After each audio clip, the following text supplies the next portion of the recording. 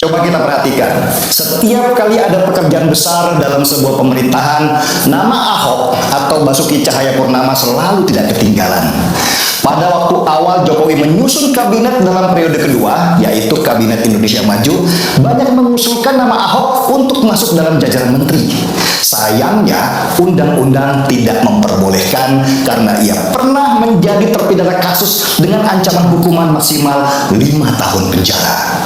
Dari sana saja kita bisa melihat tingkat kepercayaan orang terhadap Ahok dalam urusan eksekusi masih tinggi.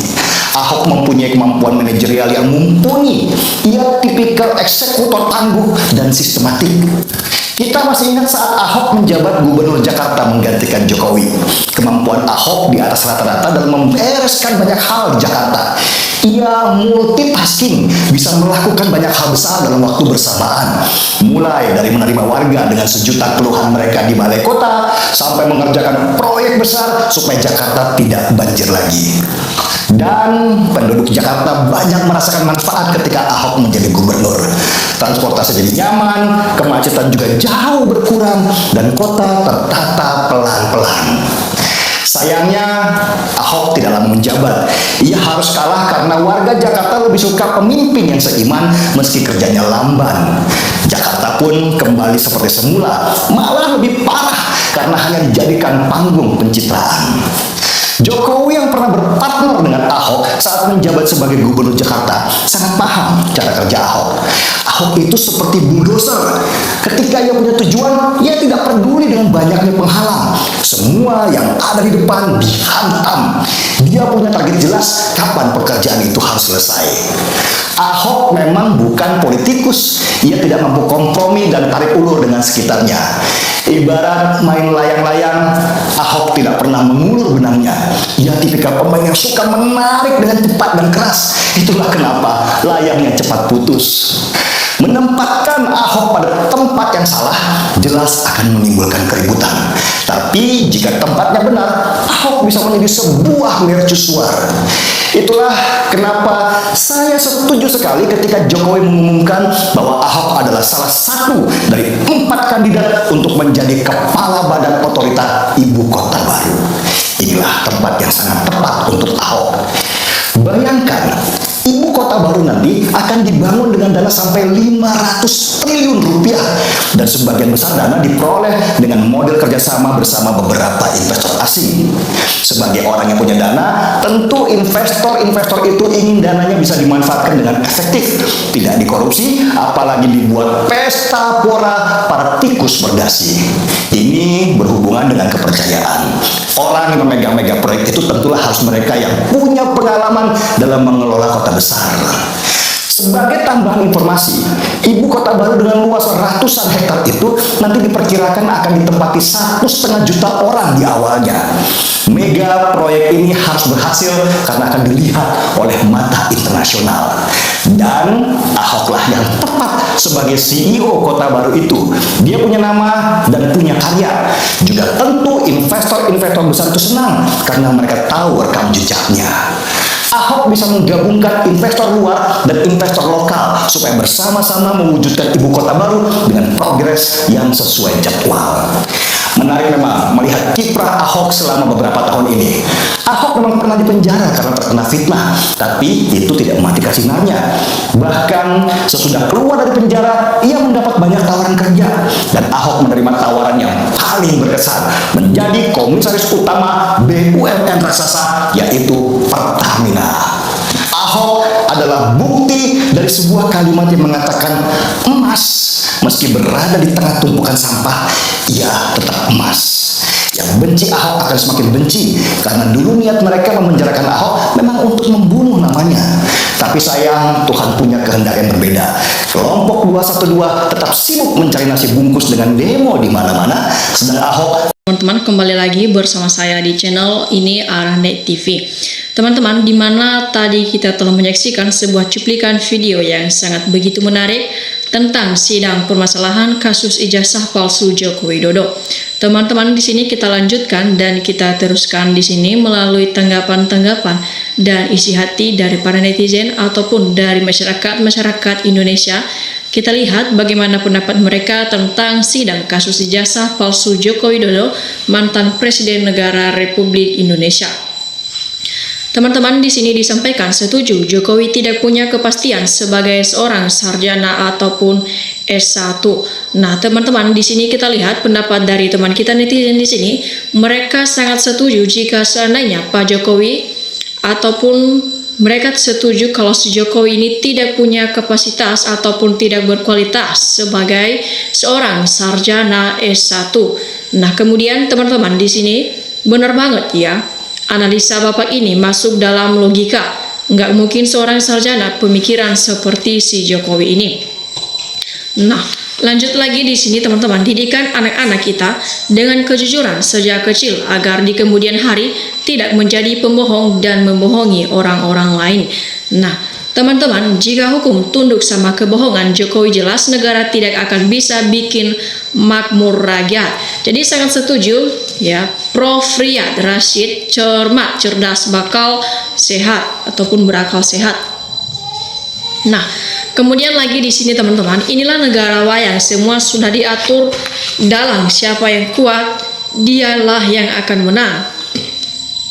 Nah, Jokowi orang terdidik juga Pak, tapi terdidik bohongnya.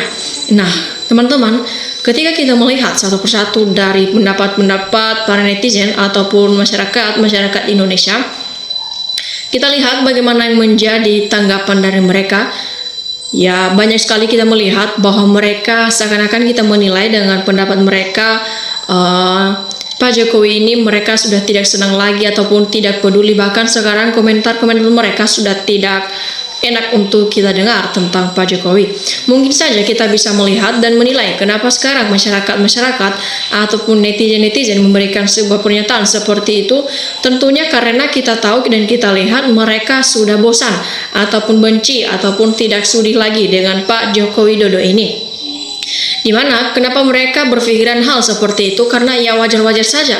Karena Pak Jokowi jika seandainya ijazah itu benar palsu, berarti Pak Jokowi telah menipu seluruh rakyat Indonesia selama 10 tahun ya, memegang kekuasaan tertinggi sebagai Presiden Negara Republik Indonesia.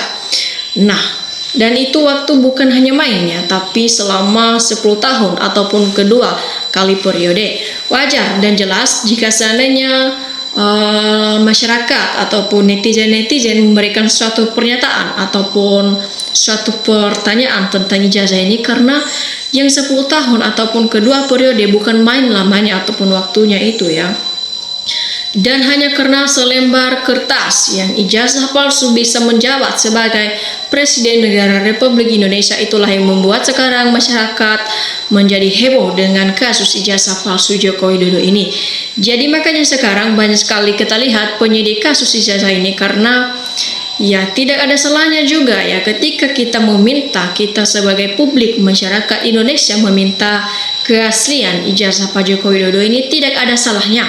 Karena di mana ya Pak Jokowi ini juga orang yang mempunyai jabatan ataupun kedudukan tertinggi dalam negeri ini sebagai Presiden Negara Republik Indonesia dan sekarang telah menjadi mantan presiden. Jadi tidak ada salahnya ketika kita menanyakan soal kasus ijazah palsu Joko Widodo ini. Nah, dalam hal ini juga ya ternyata juga Pak Jokowi tidak mau menunjukkan ijazahnya kepada publik ataupun kepada masyarakat. Nah, inilah yang sekarang menjadi masalah ya. Kenapa juga Pak Jokowi tidak menunjukkan ijazah? Makanya timbul dalam hati para penyidik ataupun netizen masyarakat Indonesia, makanya timbul dalam pemikiran mereka menyatakan mungkin saja itu ijazah palsu. Makanya Pak Jokowi tidak menunjukkan ijazahnya itu. Nah, seharusnya di sini kalau Pak Jokowi tidak ingin negara menjadi kaca ataupun tidak ada suatu kegaduhan dalam negara, seharusnya ada baiknya itu Pak Jokowi menunjukkan ijazahnya itu di depan publik supaya kasus ini tidak ditanya-tanya lagi ya, supaya bisa cepat untuk terselesaikan. Itulah yang menjadi masalahnya sekarang. Makanya para penyidik semakin yakin bahwa itu ijazah palsu karena Pak Jokowi ini tidak menunjukkan ijazahnya baik itu di sidang, dan sudah beberapa kali kasus ini di sidang namun belum pernah kita lihat ada kepastian keputusan yang memang benar-benar menyatakan menyatakan bahwa itu ijazah sah, asli ataupun palsu. Tapi seringkali kita lihat sidang itu saja tidak ada keputusan yang benar-benar menyatakan bahwa itu benar ijazah palsu ataupun ijazah asli. Nah, teman-teman, sekarang juga ya makanya juga Joko Widodo ini kayak begitu karena ada pendukungnya, yaitu si Rektor OVA ataupun rektor dari Universitas Gadjah Mada. Makanya dia semakin yakin dan semakin ataupun percaya diri dengan ijazahnya itu karena ada pembelanya, ada pengacaranya juga. Banyak sekali termul ataupun kroni-kroninya yang membela, yang menjadi suatu pengacaranya sebagai pembela dalam bukti bahwa itu ijazah asli. Apalagi Rektor OVA sebagai rektor Universitas Gadjah Mada. Nah, tentunya di sini juga banyak sekali juga kita lihat rektor-rektor UGM yang menyatakan bahwa seperti prof itu kan memberikan suatu pernyataan bahwa katanya di situ Jokowi itu bukan alumni dari Fakultas Kehutanan ataupun dari alumni Universitas Gadjah Mada. Nah, berarti yang kita lihat yang membela Pak Jokowi itu cuman Rektor Ova Emilia ini, teman-teman ya. Ataupun Rektor UGM ini atas nama Ova Emilia. Nah, mungkin saja juga ya dari beberapa pernyataan dari para rektor UGM ataupun prof itu yang memberikan pernyataan bahwa itu ijazah palsu, mungkin saja juga itu ijazahnya Jokowi atau bisa kita katakan mungkin itu ijazah palsu ya. Tapi mungkin saja juga makanya Rektor OVA ataupun Ova Emilia ini membela Jokowi dalam hal kasus ijazah palsu ini. Mungkin ya Pak Jokowi pernah ataupun telah membayar Rektor Universitas Gadjah Mada ini ataupun Rektor Ova Emilia ini. Nah, artinya juga, buktinya juga teman-teman, dari beberapa video-video kemarin kita telah melihat bahwasanya ataupun kita telah menyaksikan tentang video bahwa Pak Jokowi ini telah membayar beberapa triliun Rektor Ova Emilia ini dalam hal kasus ijazah palsunya ini. Sehingga sampai sekarang kita lihat Rektor Ova Emilia ini selalu membela Pak Jokowi dalam hal kasus ijazah palsu ini. Dan bukan hanya Rektor Ova, banyak sekali pembela Jokowi. Para Kapolri seperti Tito dan Sigit itulah yang menjadi pertahanan Pak Jokowi dalam kasus ijazah palsu Joko Widodo ini. Dan bagaimanapun jika seandainya para Kapolri ataupun para penegak hukum, jika seandainya tidak tegak ataupun tidak serius dalam menelusuri kasus ini, maka sampai kapanpun kasus ini akan tidak bisa diselesaikan sehingga negara kita menjadi kacau ataupun amburadul ya, dan membuat negara kita bisa menjadi buruk nama baiknya, di mana dalam negeri saja kasus seperti ijazah ini tidak bisa diselesaikan. Dan apalagi ini ada aturannya ataupun ada normalnya tentang ijazah ini ya. Biarpun dia hanya selembar kertas, tapi yang bermasalah ini adalah ijazah, bukan surat-surat biasa. Ya, makanya sebenarnya harus benar-benar diteliti, ditelusuri dan benar-benar diamankan kasus ini, karena dari tetangga negara kita bisa menilai dan bisa melihat bagaimana kemampuan hukum di negara kita itu.